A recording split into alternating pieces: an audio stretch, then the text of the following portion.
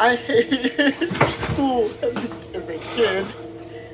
But my mother would always say, you should enjoy it. One day you'll have to work for a living. No, I won't, Ma. I'm gonna be a comedian.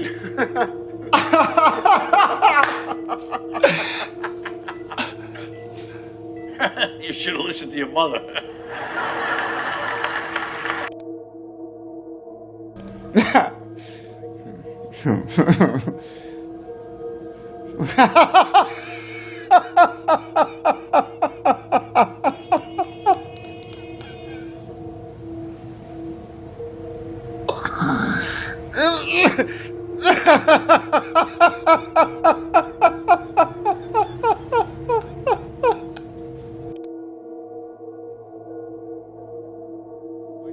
I don't think so. When you cross think a we're mentally done ill with you, loner Joe. with That's a it. society that abandons him and treats him like trash! Call the police, I'll Gene. tell you what you Call get! the police. You get what you...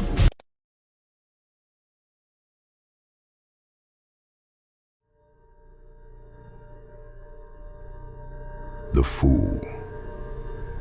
Ever since the dawn of time, there was always the wise man and the foolish man, a figure the world laughs at. They call him stupid, naive, out of touch. We are raised in a world that worships certainty.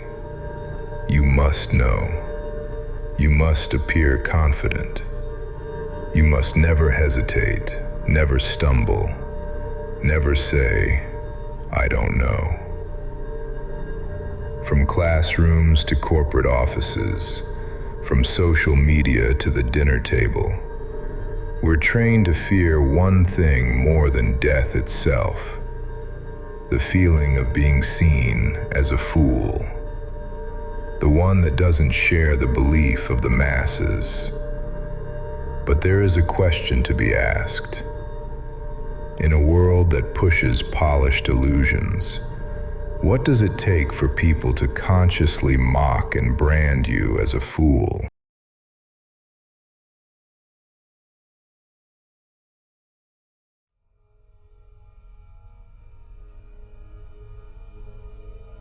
The fool has many names. In the ancient tarot, the fool is the 0 card. Not the first, not the last.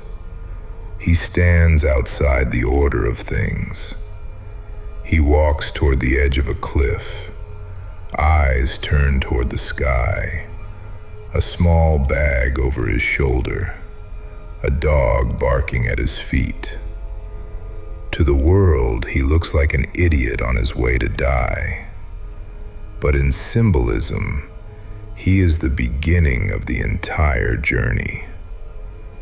The jester in the medieval court, dressed in bright colors, mocking the king while everyone else bowed in silence. Even the village idiot, who everyone thinks is broken. In Nietzsche's writings, there is a madman who runs into the marketplace, crying out that God is dead. Everyone laughs. They don't understand him. They think he's insane.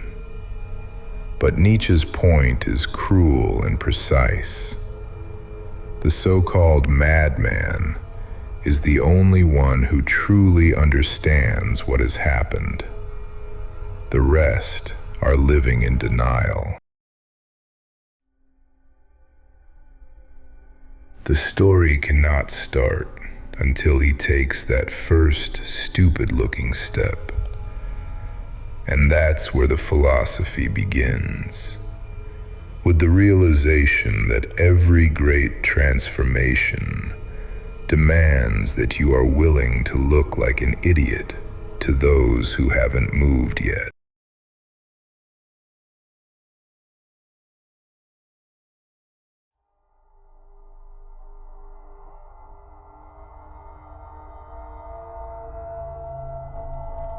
Fast forward to today. The costumes are different. The stage is digital. But the fear of being the fool has never been stronger. We live inside a performance, a big act where everyone learns to pretend. You hide your questions, afraid they will expose you. You choose silence over curiosity because curiosity risks humiliation.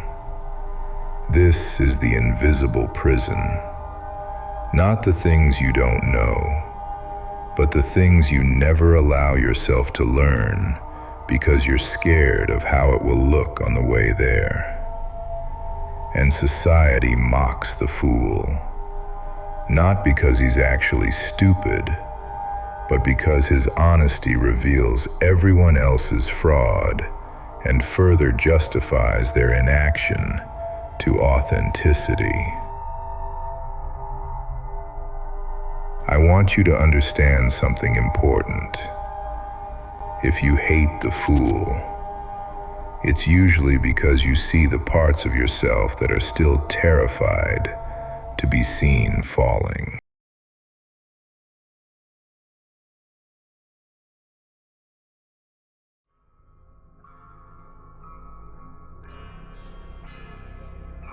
At some point in life, everyone breaks. A dream collapses. A relationship shatters. A belief you built your identity on turns out to be hollow. The illusion of control falls apart.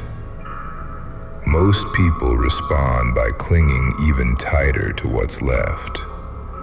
I mean, who wants to admit that everything they've been taught and have done was wrong? So what does it truly mean to embrace the philosophy of being the fool?